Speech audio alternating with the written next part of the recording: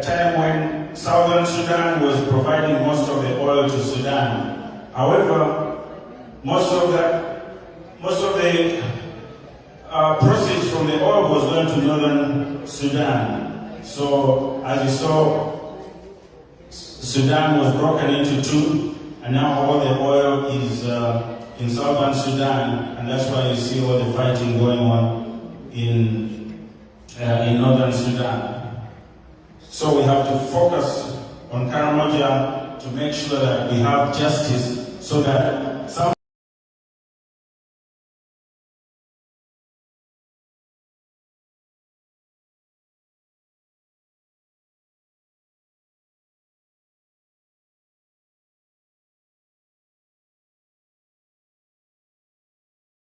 income that's coming from that gold goes back to Karamoja. Was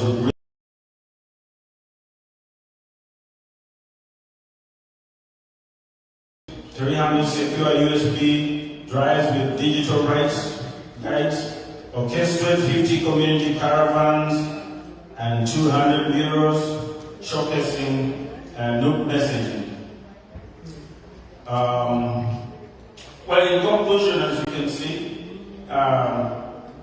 Eastern Uganda is a very pivotal area because it's a quarter of Uganda's population. And if we want to take power, we need to ensure that these important transformational changes are put in consideration. And so I would like to provide this paper to the team here so that it can be on record for our research that we did to make sure that Eastern Uganda is a good place to live. Thank you very much for listening.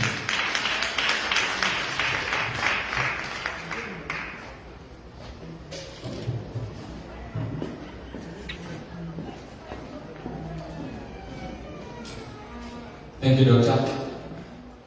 Another round of applause to Dr. John. Thank you, Doctor, so much. Ladies and gentlemen, we are soon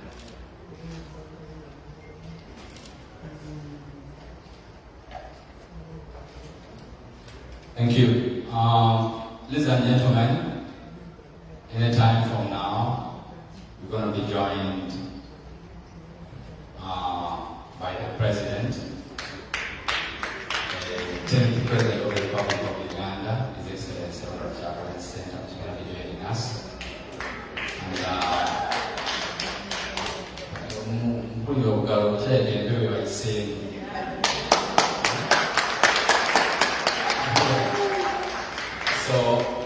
So if you want to grab a refreshment,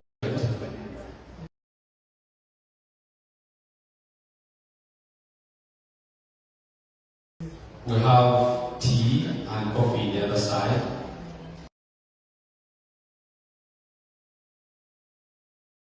Then ice and everything.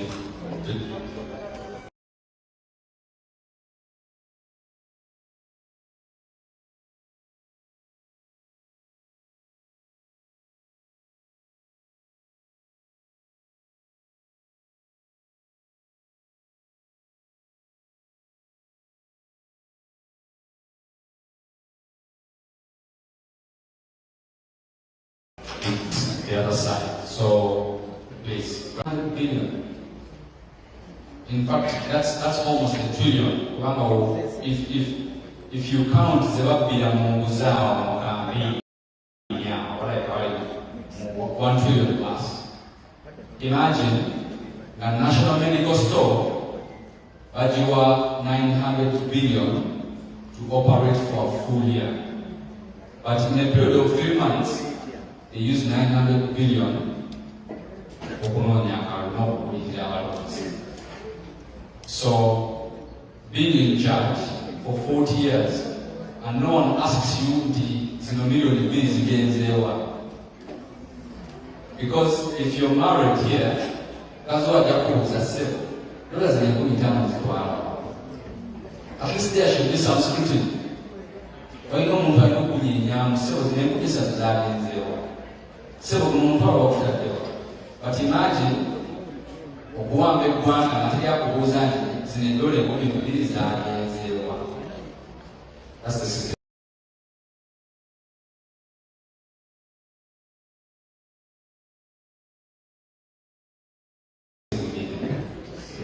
And it's our duty to fight hard and change stuff back home. Ladies and gentlemen, allow me to invite Comrade Mbayo. Comrade Mbayo Richard is also an aspiring member of Parliament in Uganda. Small body, big brain. He's a PhD holder. Musajja wa maanyi, so ebintu by'abasoma byogereka byasigaira basajja sajja.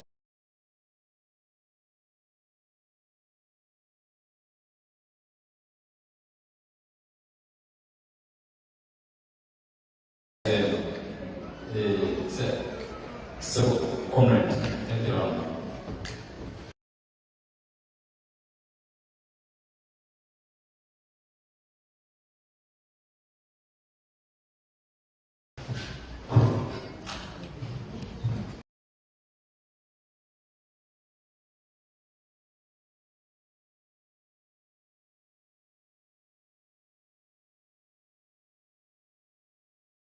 Ladies and gentlemen,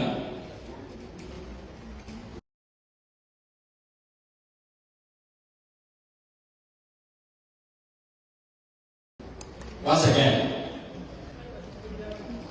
the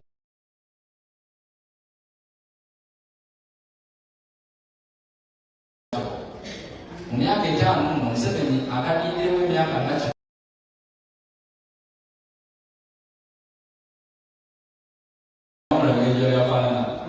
the last picture they took was in Kenya. So the camera man will take a more filter.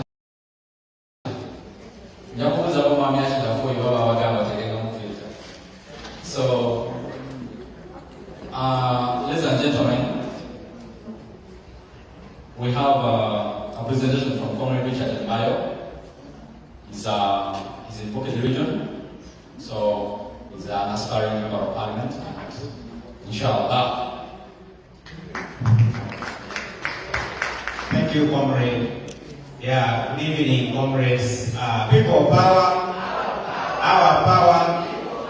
Wow. My name is Richard Mbayo, and I'm here on behalf of 3 chapters: Washington chapter and California chapter, as well as Colorado. And there's a reason why I said it be the last present of the day, because we were given one of the most important regions in Uganda, that's Buganda, others call it Central Region. Why are we talking about Buganda? Buganda, let me talk about, it holds the capital city, you know what it means. We have the highest population. Just guys, the DJ work on the system so that we can proceed with the data. Please, all right.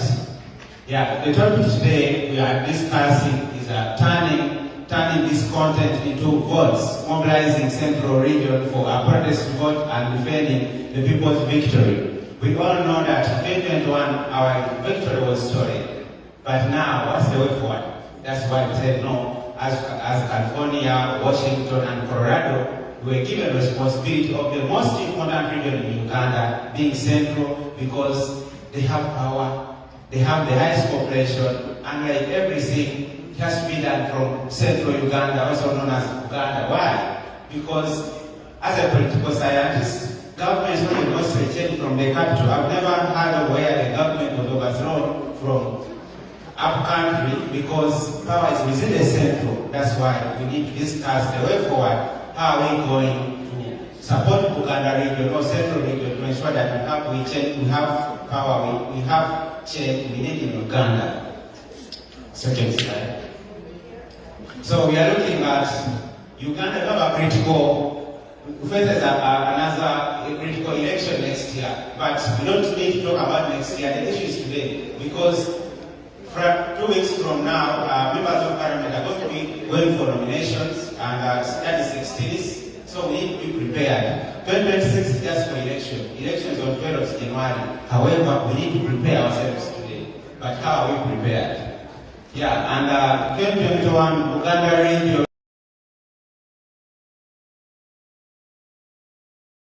was overwhelmingly voted for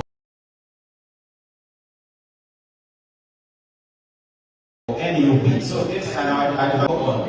Because for every win, we need to mobilize people. If you have the numbers at the end of the day, you will win. But last time we mobilized, but there were some issues as we'll be discussing. We need to improve as we go on. Yeah, winning is not enough. We must defend the people's victory. Honestly, you know what happened in 2021? The cut off internet, and the Electoral Commission started uploading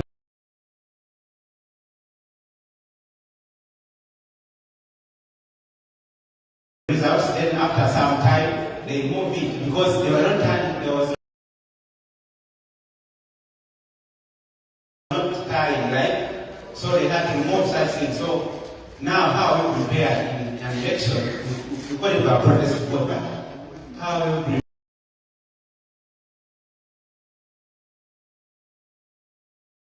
Where there is no internet, we have to be sure that there's no internet,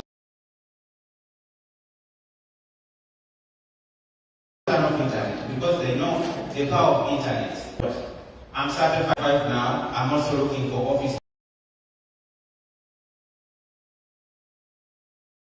But in 7 is he still wants to read our country or God.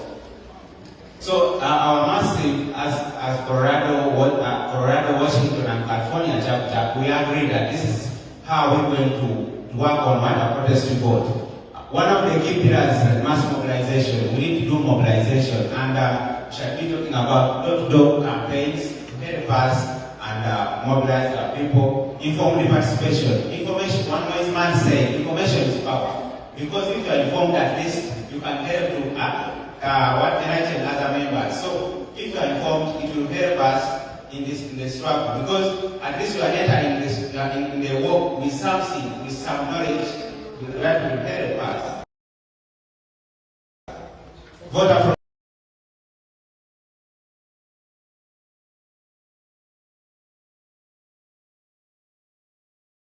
protection. That's, I think, one of the biggest challenges we had in the previous elections. But now, how are we prepared? Yeah, we have, I believe, a grant, and now we have to deliver the new Uganda brought to the Ugandans. And our post-election vigilance, we need to be vigilant. And in the next slide, we shall talk about how, in 2 details, how are we should be vigilant. Because the reason why we call it a protest report is not after voting, but the post-voting, that's the most important, post-election. Because we are voting on 12th January, and probably on 14th they declare the winner. But how we prepared for that transition is also very important. And it must be powerful, peaceful, lawful, but so we have to be great for everything. Yeah. Talk about Uganda or Central Region. Yeah, Central Region, also known as Uganda, greatly contributed to the independence movements in Uganda. As I said, we hold the capital city, and I've said that, of course, every government, capital city is very important, because that's where administrative power is. The political consciousness, cultural pride, and activism. Yeah, Kampala and our Central Region, also, as I call it, Uganda, is the most, they are politically informed compared to other regions. Yes, but remember the presence of media houses, like people are easily have access to information, which are compared to us as regions. And at least they have electricity, so that at least people have access to information compared to what other regions. Yeah, the stronghold in recent elections. Since 2000, Central Region have been voting opposition for some good time. What does that imply? It means that if this is our stronghold, the Central Region, we have to use it very well to ensure that our people, we deliver what the win we need next year. Central region, we have 26 districts with over 11 million people, and this is from 2024 population census. However, Western summarized three important districts. Talk about Kampala. Kampala hosts over 1.8 million people who are residents in Kampala, and Wakiso, which is the biggest district in terms of population, with 3.3 million people, and Kono with 0.9 million people, making a total population of 6 million. Now, how are we going to use this 6 million? Because I will continue repeating this so that at the end of this discussion, you know how important these three districts are. Why? We have the parliament in Central, and within those three districts, we have the judiciary within those three districts I mentioned, and another what I talk about is the state house. We need, so if there are only three elections, you have to manage the state house to take over our victory. So the emphasis on those three districts. But take me on the other slide. I need to emphasize that point. The previous slide. Yes. Kampala is the capital city with over 1.8 million people, Wakiso over 3.3, and Kono. These three districts, people are informed, the young people are willing to join us, and almost like we have the highest number of supporters. If you look at the statistics, how important. But how are we going to energize these people to ensure that we take this victory? Even if we have only 1 million people after elections, it will help us. Because if you are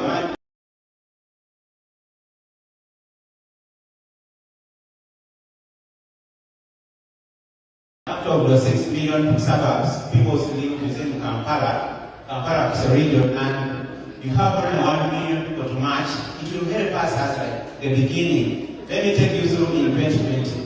When there was a protest, when His Excellency Robert Chagulanyi was arrested in Luuka, and demonstration started in Kampala. When Kampala started burning up, other regions also what? So what does it mean? When Kampala talks as a region, listen. So we need to pay emphasis on that. Next slide.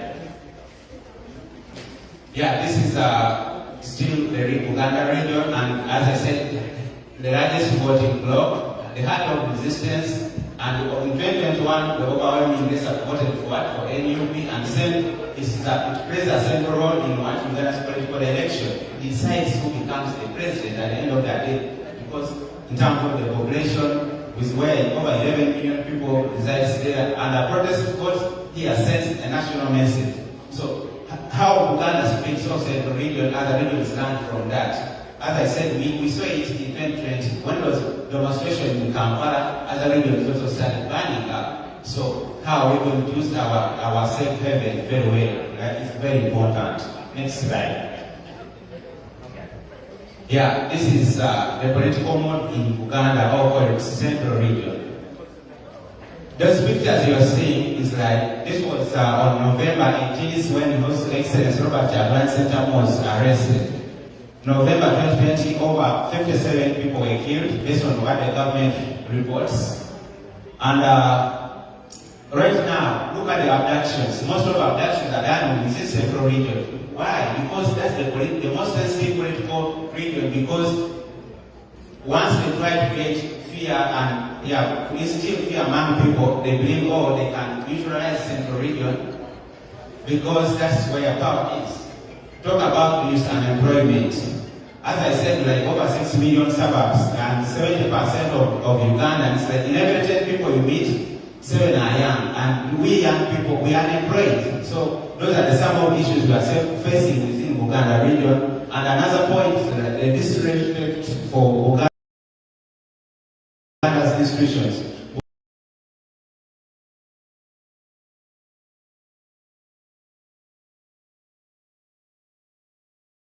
Uganda's institution has been disrespected by the current regime.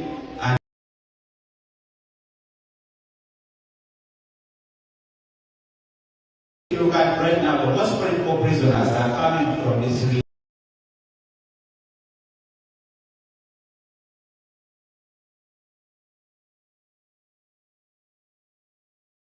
Why? Because the state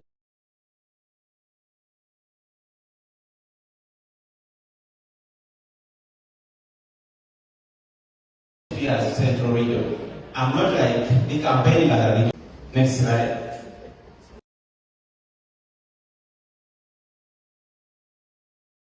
Just leaders, grand leaders, whatever.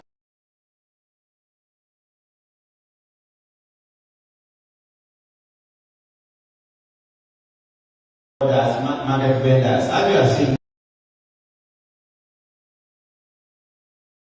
those border borders, they play a very important role in our struggle. Those guys are contributing there as leaders. They can. That shows that we need them. Because those are the majority of most of the border riders are used. So we need them on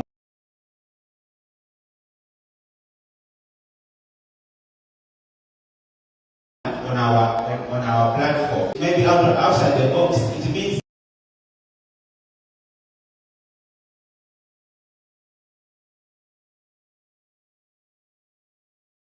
you have lost that what? That vote.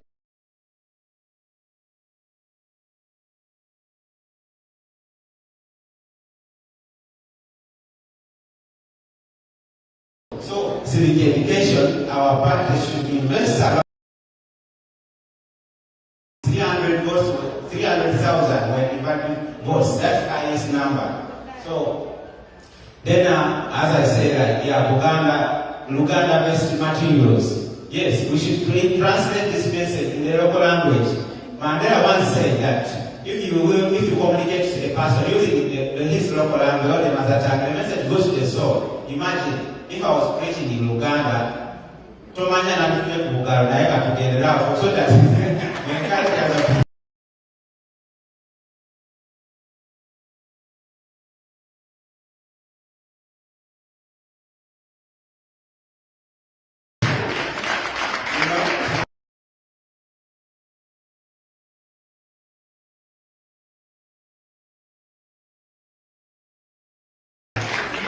so, yeah.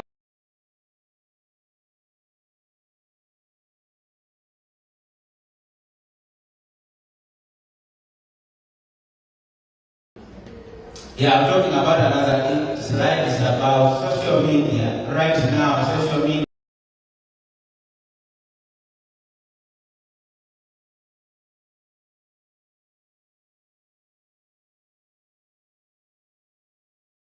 Is very important. Digital and campaign. Yeah.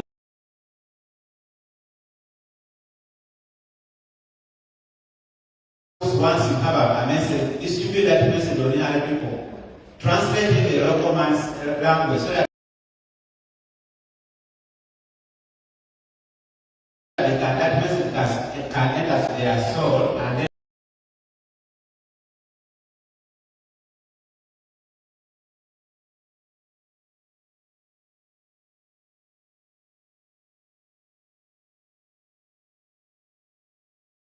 translate, send it to what the different communities. Imagine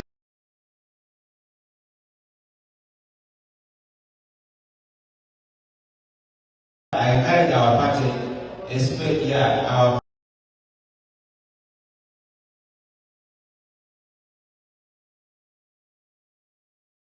party, especially Department of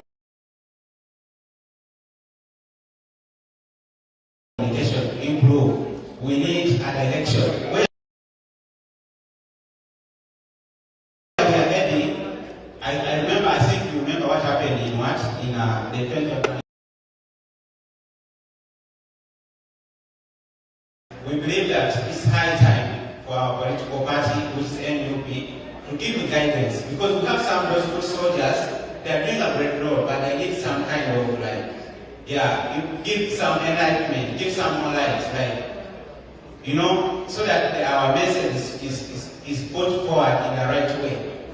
Why? Because you know the state media, we are talking about the mainstream media, it has been censored. So the real platform we have is social media. So how we use it is very important going forward. Yeah, please try to minimize so that people see the message. Minimize the slide. Yes, thank you. So we are talking about the challenges of 2021 and how we can fix it. One of the challenges we had last time is no vote protection. We reached, I'm from Eastern Uganda, regardless I'm presenting on Central, because I belong to California, and California was given that. So vote protection was one of the biggest challenges we faced in the previous election. We had polling agents throughout the country, but the state, towards the end, they said they were picking up these agents. So how are we going to avoid this? And if you pick up a polling agent at the polling station, it means that it gives room for them to change their form results. So right now, as we are entering this election this time, we should focus like at least appointing 3 people at one polling station. In case they are resting by, we have another person to replace, so that our vote is what is being protected. That's one of the issues we discussed. Then the second challenge is the internet broke out. Internet was blocked, but now how are we going to do it? And I'm very sure that even in 2026, they're going to do the same. So how are we going to survive without what? Internet. I would encourage our secretariat that this time let us use SMS message. You know, most smartphones, especially iPhones, you can take a picture and forward that via a phone. You don't need internet, you can send a picture. That's very important. So going forward, what do we recommend as West Coast steps or chapter is that what we need to do, every polling agent should have a smartphone, because at least after taking the calculation of results from the DRR form, send it to the secretariat, we are safe. I know they will come and pick it, but at least we have a soft copy. At the end of the day, by the time they manipulate this, you have the original copy which has been forwarded. So it means you can send a text message without using internet. So I know that's why tomorrow we are officially launching the fundraising. Now if you are suggesting that we need every polling agent to have a smartphone, so how many smartphones are we going to have to ensure that we send a DRR form from Karamoja to Kampala, you know? So we need a lot of resources to implement such strategies. Another challenge we had is uncoordinated protest plan. Honestly, after election, one of the challenges that Museveni has been using is like, okay, once you arrest the leader, it is done, you know? So it was uncoordinated. Some few people, you know, if you go to the street like 100, all over the police will come and take you, but what we are suggesting right now, why can't we start mobilization right now? So that if it's like, okay, the dictator has taken over our victory, why can't we move out in our numbers? And the only way to avoid that is like, we need to defeat fear. Once we defeat fear, nothing can stop us. The challenge number 4 is emerging leadership. We all know that in 2021, most of our top leadership were their first timers in politics. However, right now we have 5 years experience. At least we have with these 5 years from 2020, we have been seeing our systems running. We expect something at the end of the day, because we had excuse in 2020. The president was the first time. The secretary said like, okay, you know, it's just a revolution, like they managed. So we had leadership challenges, but now we have 5 years. We should have used this 5 years plan and prepare for what? Going forward, especially next year's election. So as I said, that the good news is that now the leadership have got 5 years of experience. And these 5 years, if you start from 2020 up to now, those are 5 years. So we have no excuse going forward. Next slide. Yeah, the post-election strategy. That's very important, because after voting, what next? So what the dictator has been doing, or let me just say, insanity is doing the same thing over and over again, expecting different results. You know, one of the wise men once said, Albert Einstein, you know, we are like doing the same thing every day. It's like, okay, you are eating maybe cassava every day, and you say, oh, I'm not looking nice.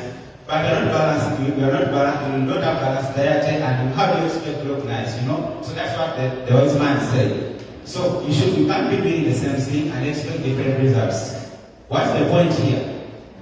In the previous elections, in 2026, 7 arrested Kizza Besigye. In the previous election, Robert Chagulanyi, our president, was put into house arrest. What dictator does, like, okay, if you arrest him,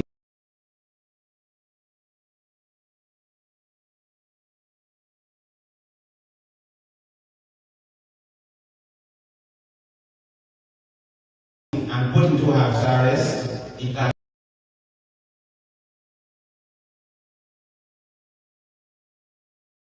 will keep him for 3 months, once he's swear in, and release him.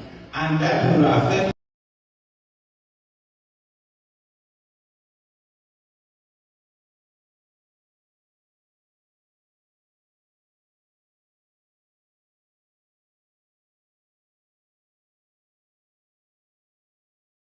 in January. The guy is going to swear in.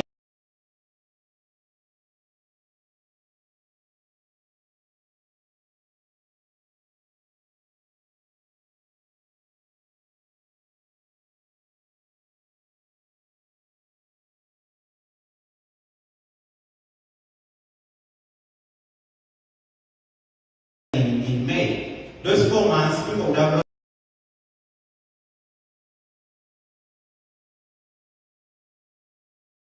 so are we building leaders who can lead from the front, or are we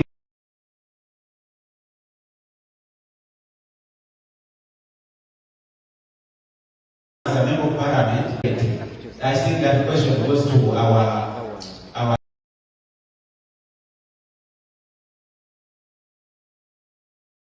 election management committee, because now on 20th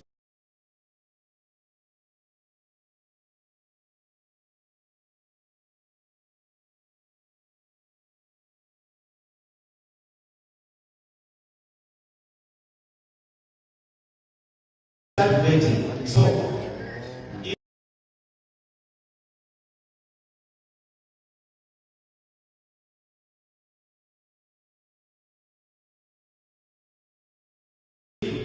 if we repeat such challenge,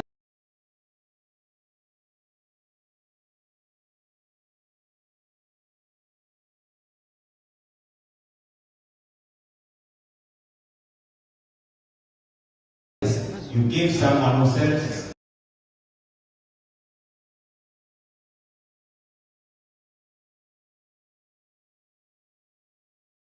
self-centered or self-seeker, like, okay,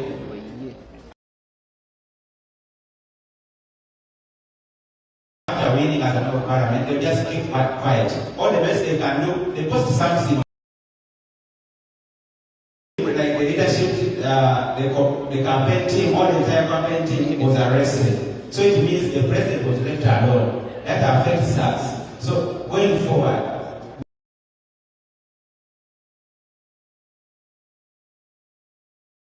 we shouldn't be having like one team. At least we need to have like 3 teams prepared. Let this one be like is known to the entire public or the media, at least the campaign team. Once they arrest them, at least you have other people to take over the mantle and continue with the struggle. That's what we are suggesting, because this tactics was used in 2020 and we still see signs of being repeated. For instance, most of our foot soldiers, especially those around the president, talk about Edwin is in the prison. You know, most of those guys around him are arrested. Why? They isolate him. It's like you are weakening him. So our leadership should like, okay, we should be always having what? Backup. The question is, how prepared are we to confront and overcome such tactics? 2026 election leaves no room for lamentations. We must deliver the victory to what? To Ugandans. A win is a win. Regardless of some guys will support football. even if you get a penalty and you score, it's a win. So, guys, we should stop being nice guys. Why? In politics, I would like to use the example of the current Prime Minister of India. If you read his history, when he was hated by the West. Why? But I think one of his decisions he made, he cut off the hand of the corrupt officials.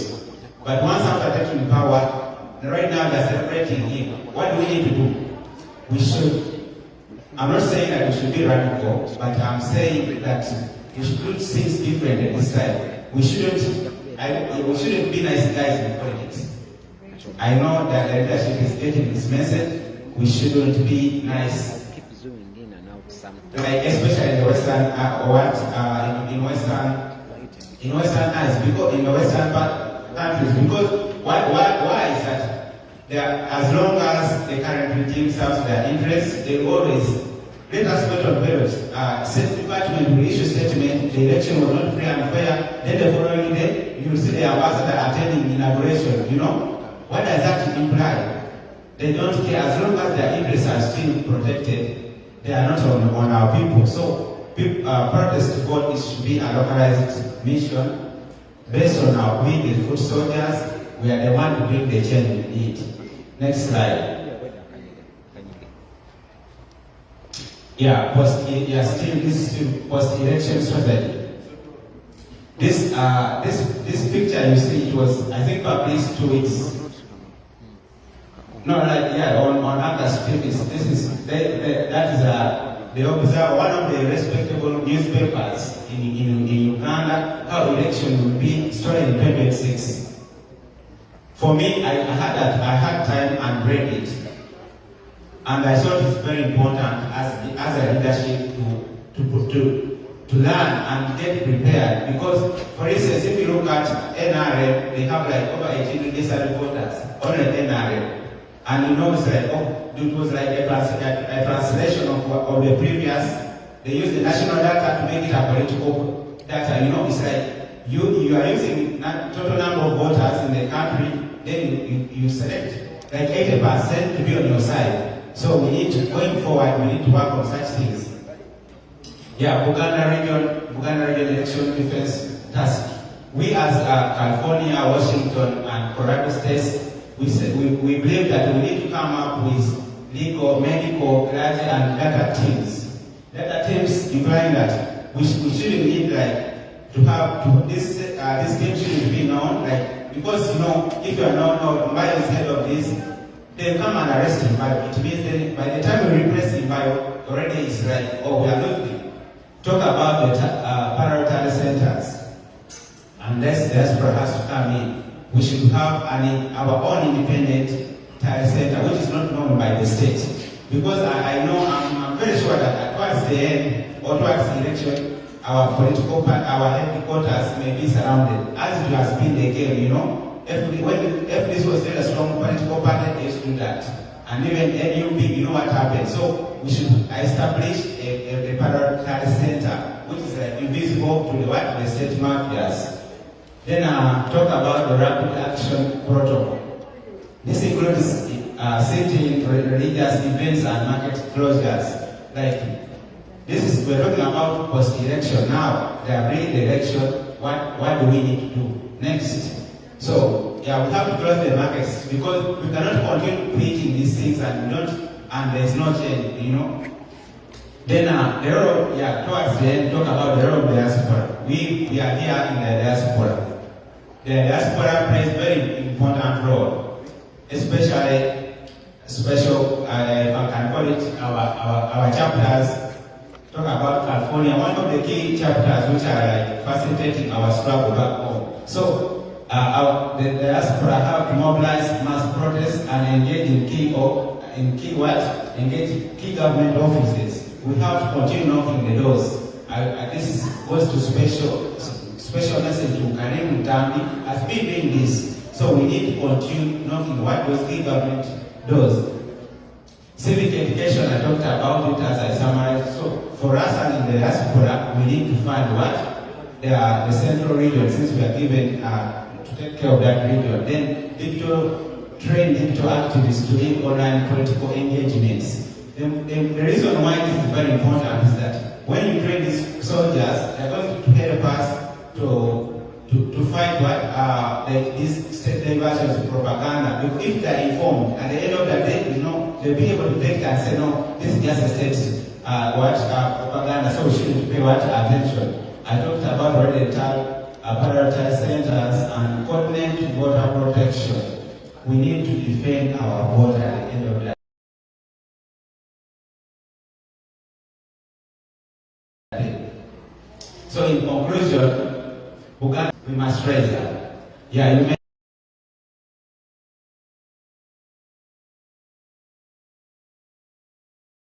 steal the vote, but you won't steal our voice. This time, we shouldn't be silenced. The music is there, 2026 is our opportunity. Let us not waste it. So we are going to get them muscles expected. So going forward, that's all. Some of the issues we have discussed as a chapter, and next slide. So if I bring my family, what will happen does it mean that I have to bring even my grand relatives? It's impossible. However, I said no, let me return home and build Uganda. And as in Bio, I can't do it alone. We need your support, guys. As I said, I'm just 35 years. I've spent most of my time in academia doing research and schooling, so I haven't gotten time to work and get resources. However, we can deliver this win together. Whatever you can afford at the end of the day, support our mission. With just $10, you can. With just $10, we are reaching our messages to seven families, which means that we are able to print posters to help our people spread the message. Thank you so much. I've made Richard Imbayo on behalf of California, Washington, and Colorado. Asante sana. Thank you for me. Another round of applause. Thank you so much. Thank you so much for my Richard. Walimu akaandika katika mbasaji wa kwa PhD hapo. Wataka Kenya kupita leo kama PhD. Is that? I can go JKP7.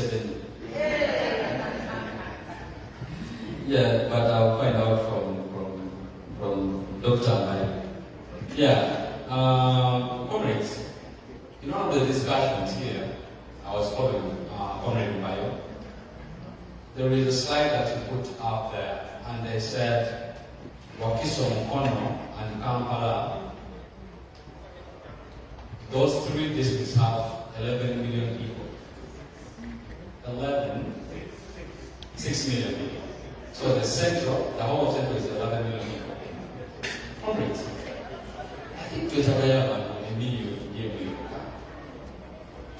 And I know we have these young people back home. We don't need a lot of people. I was speaking to a Zimbabwean colleague of mine, and he told me the reasons why Mugabe managed to capture them for all those years. They said in Zimbabwe, there's a lot of educated people. So with this environment of so many educated people, everyone has a master's. PhDs are like, they are flying around. So when you tell a PhD holder to go forward on the front line to fight in 7, they will say, I can't die with all my brain. They retreat. If you tell a PhD holder to go on the front line and fight, they will tell you later.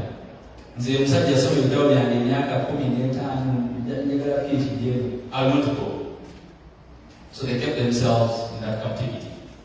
That's why we have to look at the young people about your car, but there should be the brains in front to restructure, to plan on how Museveni is going to be executed. We know very well that Museveni is no longer in charge. Me and you know that. Museveni is no longer in charge. If you see how rampant, the child, the boy, the son is throwing statements on social media. Shows you that's wrong in church. And the funny thing is, whenever you want to speak about the son, always have to attach the father. So he has not built his legacy. Last time, when the European Union visited General Saleh at his residence in Gulu, this is a general and also an uncle to the son. General Saleh was like, I'll try to speak to him and I'll see if he will not do the same thing tomorrow. Imagine, you're telling people that let your son stop torturing people in his basement, and the uncle is saying, I'll try to speak to him, but I don't know what he'll be tweeting tomorrow. That's a mess. So that shows you, Saleh is not in charge, Museveni is not in charge, it's Muhozi who is in charge. So, we have to back ourselves, we have to stand still. There is a war to fight. Nzeno nina parozo kanisika amani mwenyewe. Neka mbala kasika ya kufuzi jamgari body. When Museveni went to the bush in 1986, you know, in the bush there is snakes, there is mosquitoes.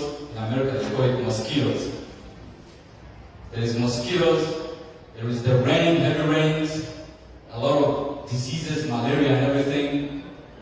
Those people were very uncomfortable being in the bush and decided to push so hard so that they get to those beautiful homes and leave the bush.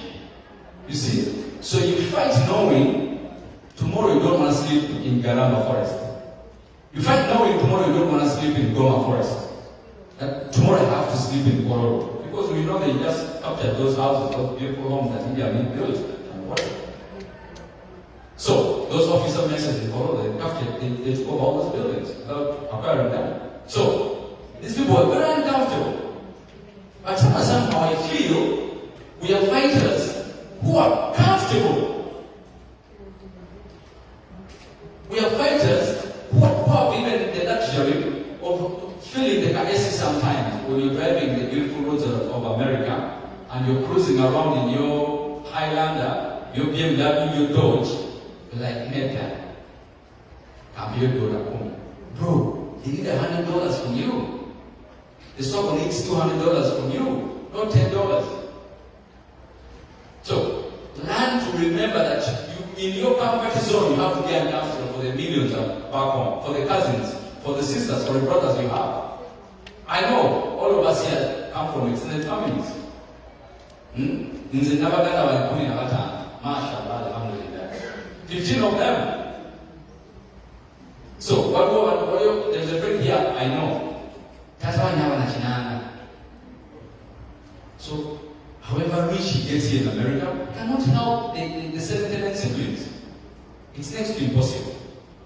So the only solution is reminding ourselves of the duty we have as Ugandans, as the people of this generation, that we have a big role to play. Do you know where you are? Some people will say, you have to come and conversion you have to come and conversion the professor said you get a bit down, then someone Dr. Boy will come and speak again, Dr. John will come and speak again. I'm a Muslim. And whenever we go to Eid prayers, they remind us how Abraham did not sacrifice his son because God sent him a sheep to sacrifice. Since I was a kid, that's what they are preaching on Eid. So, ladies and gentlemen, it's a message of reminder. Do you know what you can? Do you know what Zambo? Do you know where you can? Do you know what you can? Imagine have to say, oh, they kill people in Uganda. They kill people in Kasese. These are things, they kill people in Bucho, in Ashod, in Iteso. These are things that we are forgetting. They kill people during the 19th and the 18th of November, before the election, 2020. They kill people shooting randomly on the streets.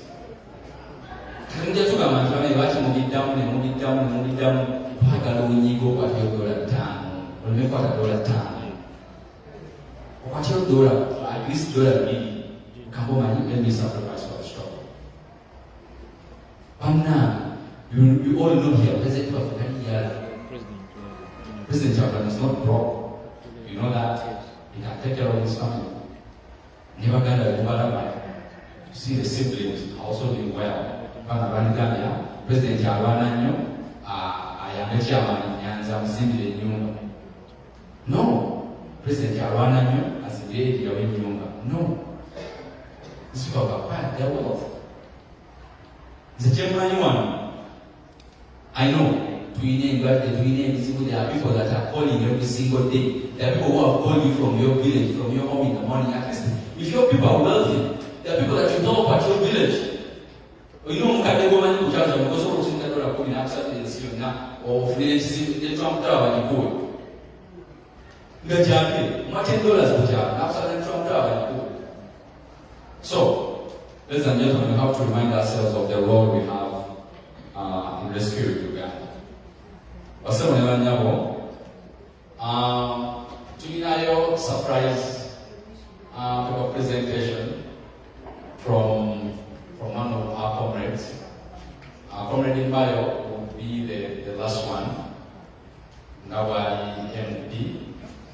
But Tulinayo surprise and discussion from our comrade brother, comrade Hillary Taylor Seduya. I get to Islam small slide briefly, then we can see other programs. I'm told the president will be joining us shortly, and you know, later we're going to be having the first lady. We're going to be having the first lady have us in a session. It will end and please let's try to be there. If there's a optimization of one, then we go and refresh a little bit, then we'll do the first lady later of the session. So, you're welcome.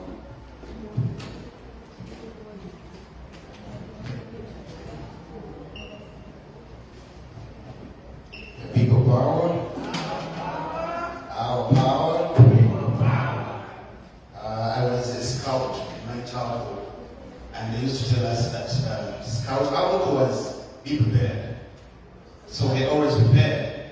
I was, reached out, and they were asking me, do you have anything to talk about? I was like, I didn't have anything, but I've been talking about lots of things, from climate change to human rights to political rights, everything. So today I said, let me talk about corruption, because corruption is the cancer we're dealing with in the government of Uganda. So I'm going to present about the political corruption in Uganda.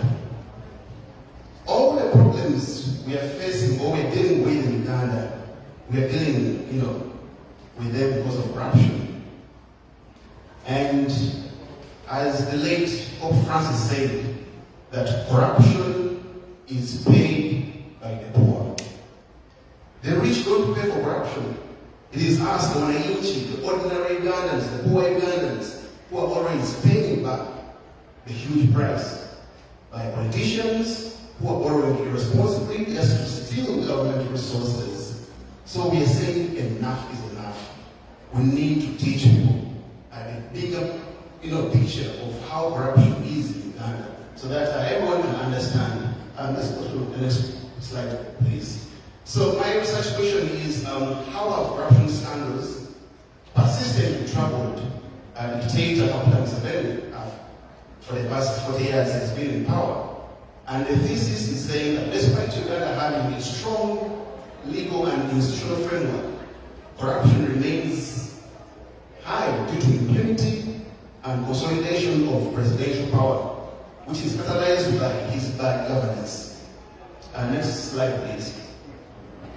So this is my flow of the presentation. So first, I talk about the introduction of what corruption is. Then the methodology I used. I give a background of corruption in Uganda. I talk about the legal and institutional frameworks we have in Uganda. Then what is causing corruption for the last 40 years or since Uganda was born. the impacts corruption is having to our economy, and also some of the case studies that I've used to come up with this presentation, and then lastly I conclude this presentation. So everyone is going to ask, what is corruption? So many scholars give different definitions of what corruption is. So looking at Oslo and where they say that corruption is the misuse of public office for private gain. So many of our politicians or public servants, they are misusing their offices for their individual benefits. And it is also a reality that the majority of us are corrupt, even including here in this hall. We've been corrupt in different ways that we're going to discuss. Sometimes we corrupt a police officer not to give you a ticket. That is a form of corruption. You don't have to be in political office. So there are lots of forms of corruption. Sometimes you're engaging in corruption, you don't know. Sometimes you're asking for kickbacks, and you're not aware that you're also a victim of this cancer you're dealing with. So these are the forms of corruption. One, there is embezzlement. We've seen how different politicians in our country have embezzled lots of funds. And then two, there is vote buying and rigging. So some people don't know that vote rigging is a different form of corruption. So if you pay someone maybe 50 million shillings, or if you give them a packet of salt, a bar of soap, you're corrupting the voters. So we have to look at all these means of corruption in Uganda. Then the extortion, we've seen how extorting money from us or the NG. Sometimes you're going to ask to renew your driver's license or to get a passport, and the bank is extorting money from you. Sometimes you want to get a business license to ensure that you invest in our business environment. You take back money home. But again, people who are in those offices, they're extorting money from you in order for you to get the service that you want to get from those offices. Then there is patronage. You've seen how Peter Museveni, for the last 40 years, he has mastered the art of patronage. He's using the money to buy off opponents. So look at Joyce Wow. She was a very strong academy FDC. But right now, she's connecting with the junta. Look at Betty Camille. She used to be the leader of the Federal Alliance. And now she's gone. The Minister of Justice, Robert Mao, is in the armpits of the dictator. So if we don't also, fight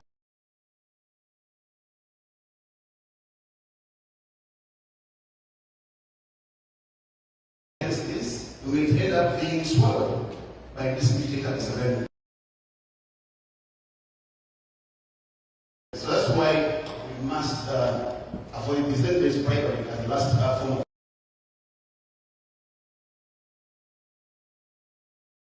internationals want to help us with the rankings to know how corrupt is Uganda in the rest of the world. So we are ranking 141 out of 180 countries in the world, according to Transparency International, which is a bad signal because if you look at the table is so small, like on the far right below corner, it was shown that in 1996, Uganda was ranking 43, but today we are ranking 141 as the most corrupt in Uganda, in the world rather. Then I talk about leadership. So we've been stuck with one,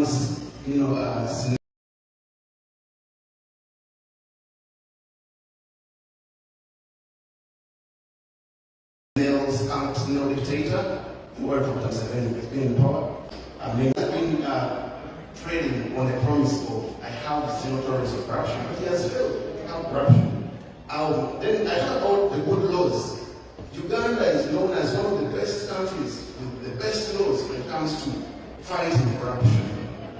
When it comes to implementation, we are the worst. So we have to think about different ways.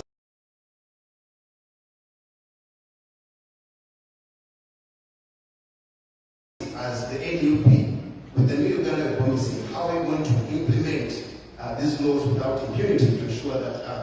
corrupt, they hold accountable. I talk about also the HIPC. It means Uganda is a heavily indebted poor country because we've been borrowing irresponsibly and endlessly.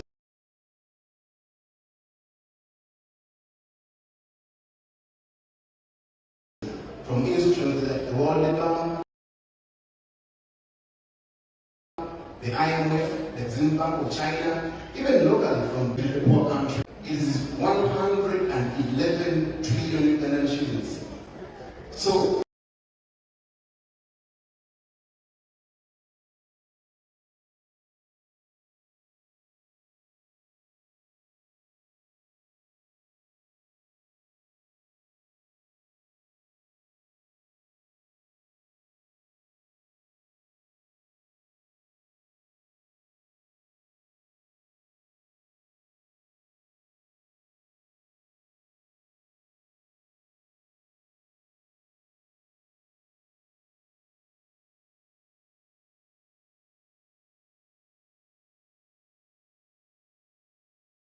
we are having a debt economy.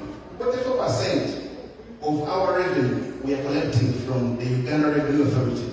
It goes to corruption. So nearly half of what URA collects, it gets wasted to corruption because of the bad governance we have in our country, Uganda. So this must stop. And as any people are saying, we are tired of business as usual. We want to fix the mess. That's what Museveni has created for the last 40 years. Next slide, please. So this is the legal framework of fighting corruption. So the regime has put lots of acts to ensure that we fight corruption. So we have the Constitution of Uganda, the one of 1995. We have the Inspectorate of Government Act. It was enacted in 2002. We have the National Audit Act of 2008. We have the Whistleblowers Protection Act of 2010.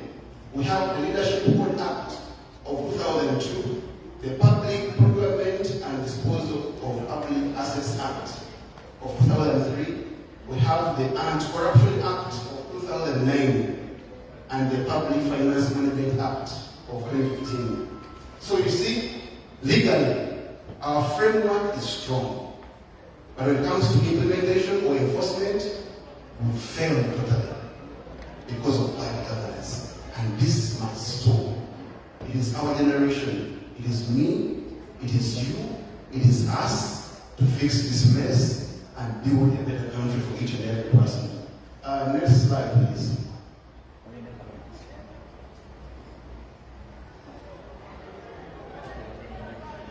Next slide, please.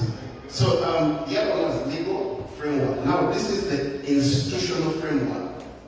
What institutions has this dictator Museveni put in place to deceive us for 40 years in this fighting corruption? So he's just blinding us. One, we have the IGG office. It has been in implementation for years. But just last year, they recovered only 2.3 billion out of 15 cases they were investigating. So they're not doing well. They just come up with a few cases just to blind us that the regime is fighting corruption. Yet in the actual sense, they're doing nothing. So if you're just recovering 2.3 billion in 1 year, yet we are losing 10 trillion in a year, this is a waste of tax resources because they're just wasting resources at a time. So the IGG office has failed. We have the OAG office, the Office of the Auditor General. So he gives a report every year, painting a picture of how corrupt the regime of President Museveni is. We have the Directorate of Ethics and Integrity, DEI. It has failed. We have the media, because the media is giving a reflection or a picture of what's happening in this country of ours that we care about. Then we have the old DPP office, the Office of the Director of Public Prosecutions. He-Bobi, she has failed. She has failed to go for the big fish. They're just going for silver fish. Yet the whales are left to steal and walk away scot-free. So as NUP, I will have to be more serious when it comes to fighting against corruption. So we have the SCDHC, the Anti-Corruption Division of High Court. So this one, it has held some cases whereby it helps with expediting cases of corruption to recover some funds. Then we have the PAC in Parliament, the Public Accounts Committee. Today it is our Member of Parliament, Mayor Sekwana, who is heading the PAC. But if you ask him, how much has your committee recovered for the last 4 years you've been in Parliament? The figures are appalling. They are no good figures going to give you. So, these frameworks, institutionally, they have failed. Then we have the civil society, the NGOs, the non-government organizations, which are, speaking out, painting the picture of who is corrupt. You saw a few years, I think last year, we had hashtags, mainly some of you who are using X or Twitter. We are pushing back. We can, decide to touch, simply, we can say today we are looking at education institution, Makerere University, tomorrow we are looking at national waters, the other day we are looking at Parliament, and you saw how the activists have been fought back. Agatha Kyrie, she has been tortured by the regime because of exposing corruption in this doing of despot Museveni. Many activists, human rights defenders, have been incarcerated because they're talking about the cancer of corruption in this regime of despot Museveni. But we can't stop to speak about this problem in Uganda. So as some of you who are linked to NGOs or civil society, I encourage us to keep pushing back, because CSOs play an important role when it comes to fighting corruption. We're not where we want to be, but at least if these other institutions have failed, we still have hope, the CSOs. But again, you see also Museveni is fighting back. You saw how many NGOs have been shut down because they're trying to fight back. But we can't give up. So it is resilience and courage is the antidote to dictators like Museveni. Next slide, please. So this was the methodology of coming up with everything that is presented today. So there are some case studies that are being used to paint a clear picture. There's a poll I conducted on my X platform on Twitter. Then the newspapers locally that I was using to get the reality of what's happening in our country. Then I was also using Transparency International with their perception index to ensure that I get where Uganda is. So many of you will be asking about what is causing this cancer of corruption in Uganda? Why have we failed to curb corruption for the last 40 years? So I divided this into 4 groups. So the first one is impunity. You steal and walk away scot-free because you're connected to the first family. Because your surname is coming from one region. Because you were headhunted for that job, so nobody's going to touch you. So we've seen all these cases. You know what happened to total money. You know what happened to COVID-19. If today we decide to carry out an investigation of how much we lost just on COVID-19, the lockdown, it will be a disaster. So we have to be interested. If we get to power, we have to go back and investigate. How much did we borrow during the lockdown of COVID-19? How much did we lose? Who stole it? And we bring them to books of justice. Because we can't just look on when our country is collapsing before our eyes. So it is a sad reality that impunity is leading to selective prosecution. Then we have the parallel structures that have also failed. Because today you're wondering, if you're fighting corruption, the institutions are being held in the State House. You see the anti-corruption unit in the State House. Why are they in the State House? Museveni is just duplicating institutions, just to paint an image the international community that I'm trying, I'm doing everything. Now, if the courts have failed, I'm fighting corruption from State House. That is wrong. There is no independence of institutions. So there's no way a corruption and corruption unit in the State House is going to come after the leader of corruption in Museveni or his family. No way. That's why it has failed. So we also have power centralization. So we see how many laws in Uganda have been manipulated, like the removal of the presidential limit or term limits. So that's a form of corruption. If you shred the constitution by amending it in your own favor, because we say corruption is the misuse of public office for your personal gain. So autocrat Museveni amended the constitution by removing the age limit and term limits, ratifying personal gain to become the president for life. And we are saying this madness must stop with our generation. So there is also public apathy. So many Ugandans, they have normalized corruption. Because if they ask Ugandans, do you care about corruption? They look at it as something normal. Many of us here, you're like, you don't care. Many of us here, you go back to Uganda for information. And you're corrupting people because you want things to move faster. You want to process your passport in 1 week. They tell you there's a procedure. You're going to bribe someone. Am I lying? Yeah, so it is a sad reality that we have to confront. Go back, look yourself into the mirror, and ask yourself, where is the problem? What have I done? What can I do to ensure that this stops immediately? Next slide, please.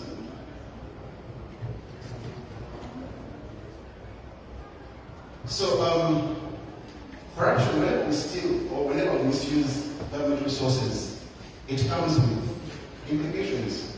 And these are some of the effects of corruption in Uganda. So, on the left, we see some of the corruption scandals or the money we've lost because of misusing government resources. So, we have the economic cost that I've shared. We are losing 10 trillion Ugandan shillings every year because of corruption. That is the economic cost we are paying. So this is the debt burden. It may not be you paying back at debt, but your grandchildren or your children are the ones going to carry this burden. And whenever we are wasting money to debt servicing, other sectors are being affected, like education and health.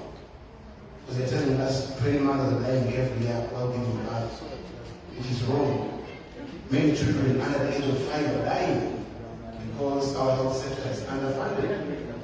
So we spend too much on what is servicing instead of investing in our health, or investing in agriculture, or investing in education. So we have to reverse all these things to ensure that we empower all the Ugandans.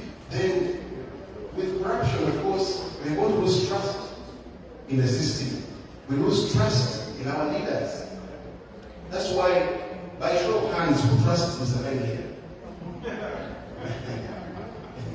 So now we see. So, because the regime is corrupt, we've lost trust in this regime. He came with hope. If you go back and read the New York Times headlines in 1986, they were praising this President Museveni as a reformer. But today, they can't give him the same headlines because he has a history of deception. He has failed, and we've lost trust in him. So as leaders, our brother wants to go to Parliament to bio, make sure that we don't lose trust in him. We want to always trust him. We want to trust our leader, Chaplain Robert Sejano, as the president of Uganda once gets to power and fixes this mess. So also, whenever you steal, it means you're denying others access to services, which is a big problem. Today, if you look at this education, we have an education crisis. Millions of our children are out of school because of extreme poverty. Many young children today are walking to school barefooted. Many are sitting in classrooms on empty stomachs. Many go to classes when they are no teachers. Many go to classes when there are no class materials. Many are walking kilometers school because they can't afford buying sanitary pad. And this is wrong. It is creating an education loss to the young generation. So, whenever you steal, you're denying the public or other services. So, it is sad that this management of healthcare and education funds, as well as what I got today. And then lastly, I talk about the international relations. Today you see that also our friends, international government partners, or the donors, they are running away. They've cut aid because they can't keep feeding Uganda or giving Uganda funds. Or the junior is stealing it and there are no actions taken. Let's begin with the USA. You know what happened with the USA? They cut the funding they were giving to Uganda. But do you know how many Ugandans were benefiting from just USA in terms of accessing drugs or medicine of HIV? Many people are impacted. And people can't access these things anymore. So people are getting money from USA in terms of treatment for tuberculosis, malaria, polio. So today we are struggling. You go to the UK, they have a right-wing politician. He has cut aid.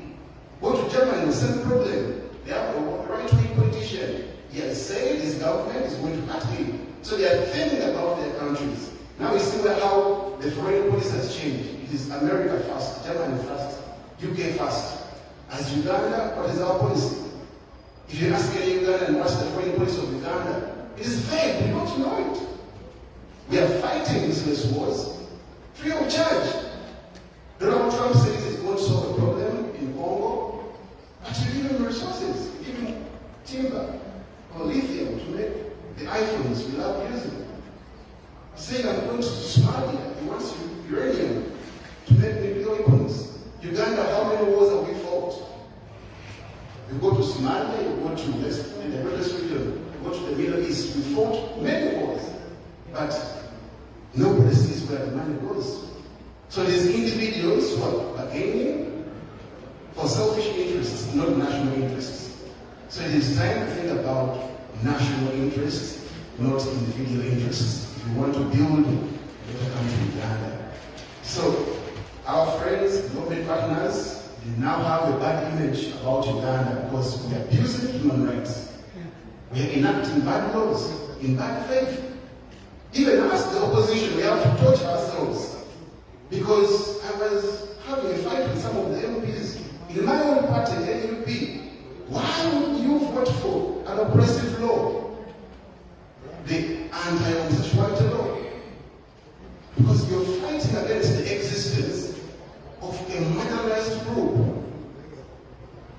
People are born different. That's the reality we have to accept. We are here in America. You have your friends, neighbors, pilots, drivers. They give services. You may not know maybe this hotel is owned by a gay, but we're here. So we can't discriminate people because of who they are, because of who they love. So all these things have to change. Because whenever, as the opposition, we engage in oppressive laws, we are painting a bad image that on this hand we are fighting for justice, and again, on the other hand, we oppress marginalized communities, which is wrong. So let's fight for Uganda, whereby each and every person is treated equally. Next slide, please. Maybe before you see some of these cases, that's going. So these are some of the case studies of corruption in Uganda. So recently you saw the iron sheets scandal by the Speaker of Parliament, He.Bobi. So we got good examples. How can the Speaker of Parliament be in the office getting the iron sheets and she walks away scot-free? That is the unity I'm talking about. You saw activists Nanutu. These were ministers. The Deputy Minister of Finance, he was engaged in this kind of stealing iron sheets. So how can they, none of them has been, held guilty of these crimes. So if you go to the privatization, this regime has sold a lot of our companies. So we had UCB as our bank, but it's very solid, the Uganda Commercial Bank. So we had this company, the NHAS, which was covering cargo at the airport.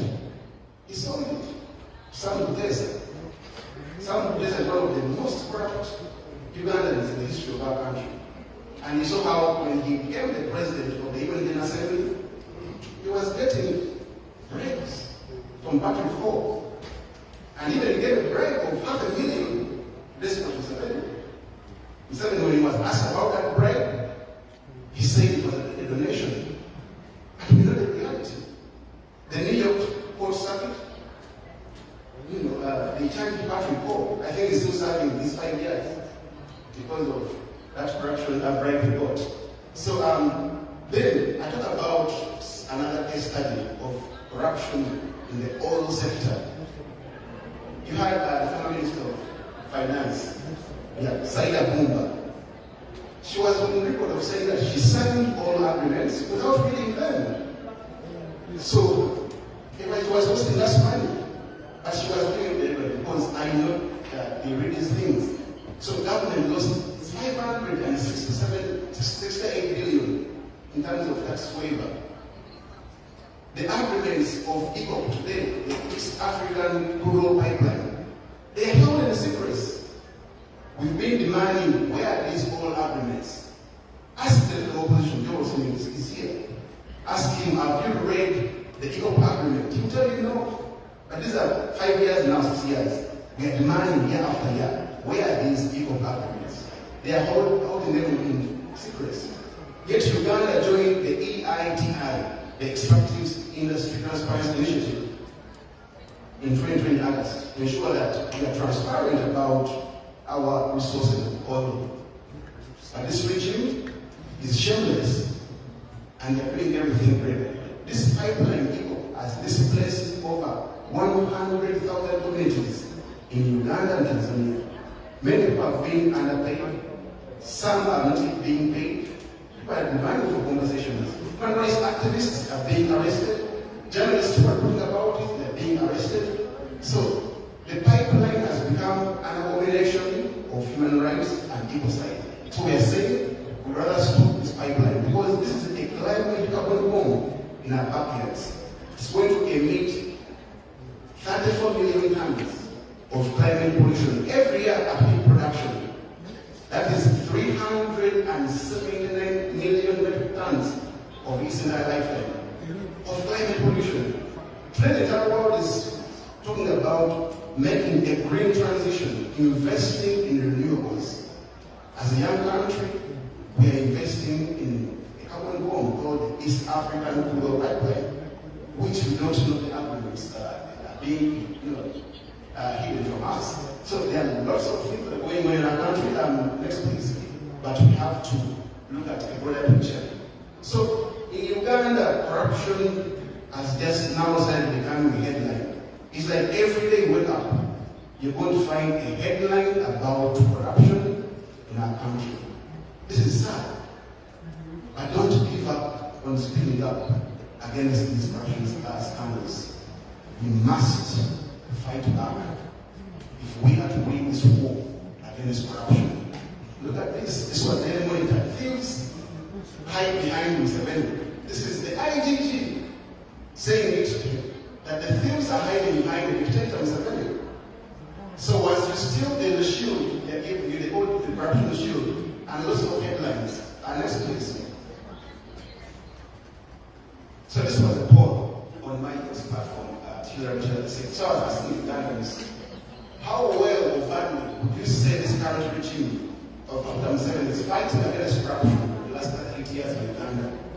So I say very well, fairly well, bad, or very bad. So 84% of those who are engaged in this poll, they say they feel that the regime has badly fought back against corruption. Next please. Now, these are some of the quotes we've had from our leader, Museveni. Sadly, is our leader, is the president of Uganda. So at one time, on 9th December 2021, this was Museveni saying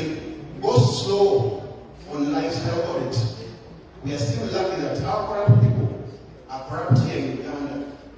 But if they realize that their lifestyle is being audited, they will instead take what they stole abroad, and it will be hard to track them. On July 1st, 2019, Mr. said, there is no way the NRM can fail to defeat corruption. 2023, he said, I am going to crush these corrupt people. July 2024, he said, fighting corruption is not as difficult as many may think. But he has failed to fight corruption. So it's just rhetorical when it comes to fighting corruption. When it comes to actions, it is a total failure.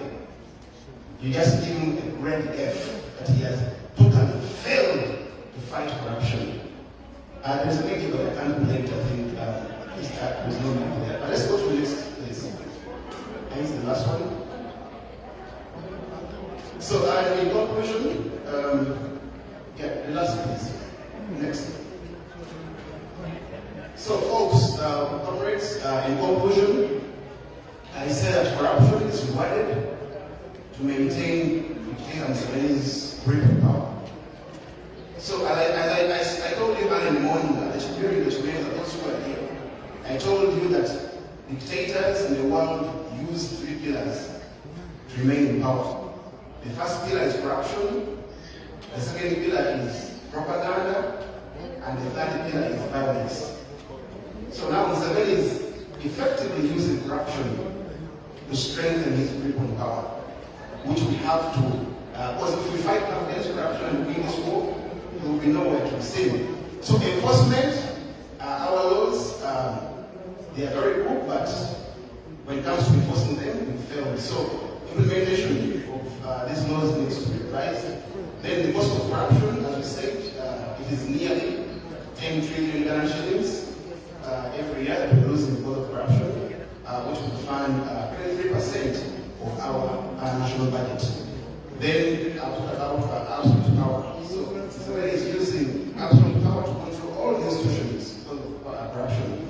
Then the parliament, the judiciary, they are under his control because he's a corrupt leader. So I talk about social reforms. How can we fix this mess? So I conclude by saying we need a system overhaul to end this. So, as they said, the fish goes from head to bottom. So we need an overhaul to fix this kind of corruption in Uganda. And this comes with political will. Without political will, we can't fight corruption. We shall be saving ourselves. So we need leaders who are going to have the will to fight corruption. Then, lastly, is the issue of impunity. It is leaving the big fish to walk scot-free. They come from some of we were age. We just make a small case and they put you in jail for 10 years. A government leader, official, or someone connected to the regime, to the first family, steals billions. They are not even tried in courts of law because of impunity. So we have to fight back against this impunity in our government and ensure that we fix this mess. So I finish by saying that corruption is rewarded in Uganda instead of being fought, which is ridiculous. So I'll also finish by saying, or going back to the quote of the late Pope Francis, corruption is paid by the poor people. So looking at what I've presented, you see it is not the rich who are paid, but the poor Ugandans. But I believe that we as concerned Ugandans are going to unite and find reforms and fix this mess. It is collective responsibility. It is our moral imperative to act now and end this madness of corruption in Uganda. Thank you so much. Thank you. People power, our power, NUP, everywhere. Come with you, Mama. People power, our power, NUP, everywhere. Wani abakuwa masasi, abakuwa mungu nebata adifama NUP, everywhere. Yeah, thank you. Thank you, Comrade Justice Hunter. He's always hunting for justice. to Museveni hand. And but let's be realistic, man. Let's have an honest talk. How do you be president for 40 years? And you're still seeking for more 5 years. When I be president for 45 years, what's that madness? At least, mchimani tuwewe wanaibele watu kani wagamba oba mkazi wena yako pate muki etangu mwemu. That's the desperation. Like, there was that time when Ugandans felt like it's really too much.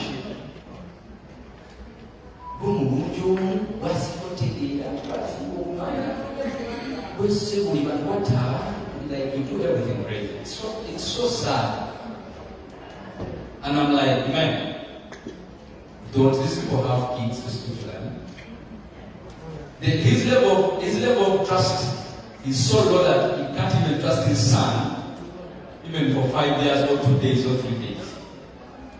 The last time he was sick after 40 years, said Nabanya should take on for 3 days. Nabanya was president of Uganda, if you don't remember. Nabanya was given authority for 3 days. And that's the craziness that is there.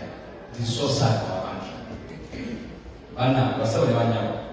Without wasting a lot of time, because we're going to be having a session with the First Lady after small rest, please endeavor to come through to Olivia Lutaya. She will be joining us tomorrow. We'll speak about what she went through.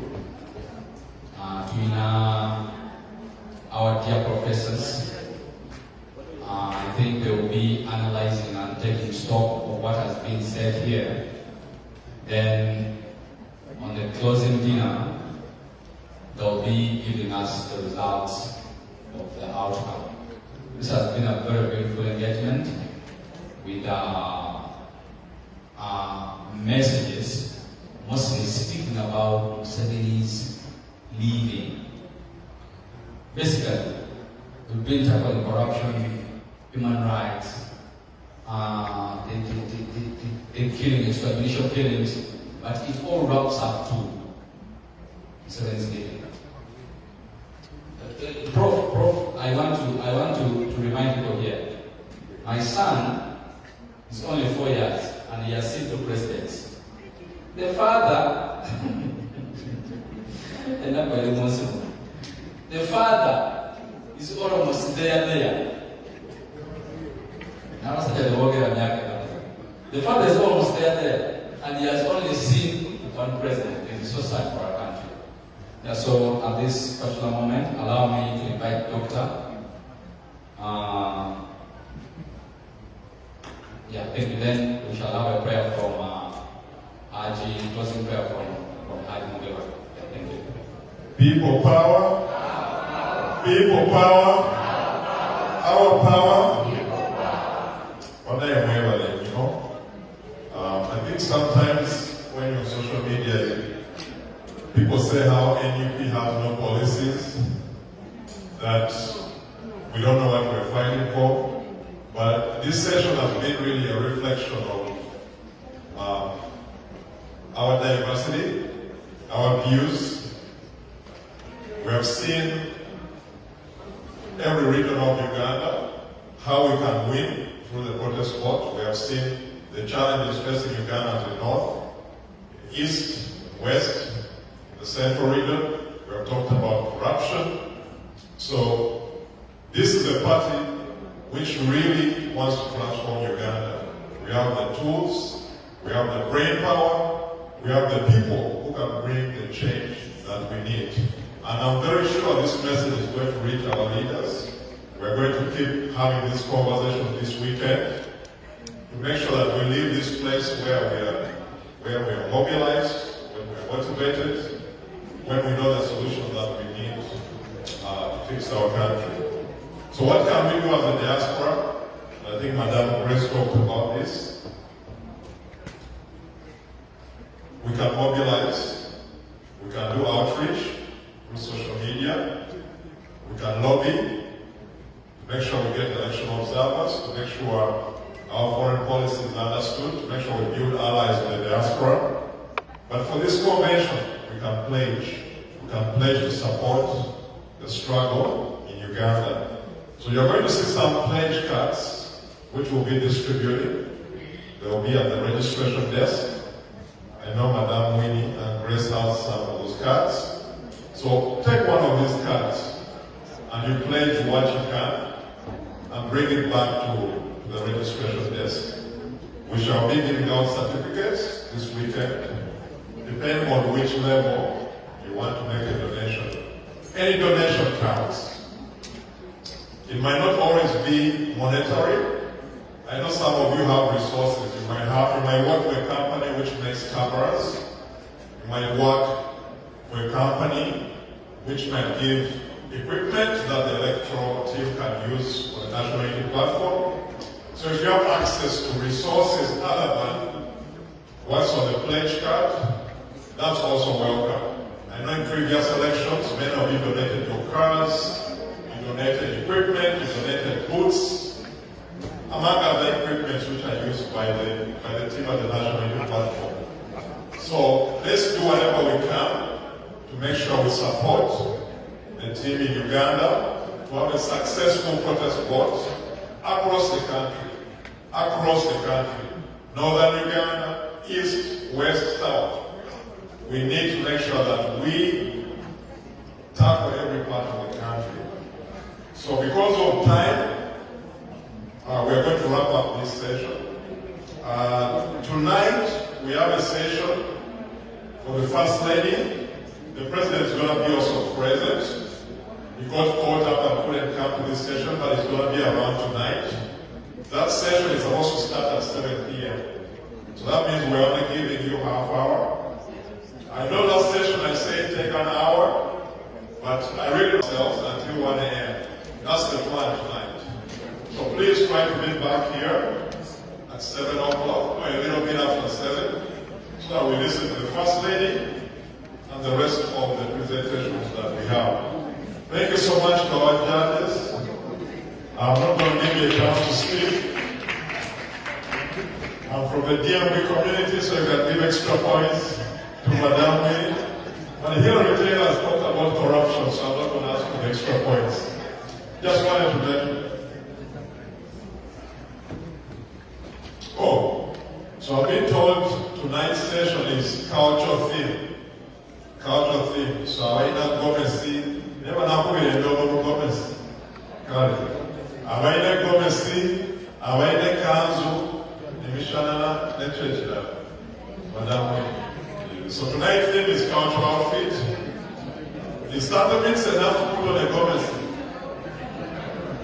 Never forever now. So cultural outfit tonight, if you can. If you can't, you can think on your outfit. So go take a few minutes to refresh. We're going to be back here in 30 minutes, right? So we can listen to the First Lady and the rest of our leaders, Madame Natali, future MP, who got to speak tonight as well. So thank you everyone, thank you for your patience. God bless you all, and we'll see you tonight.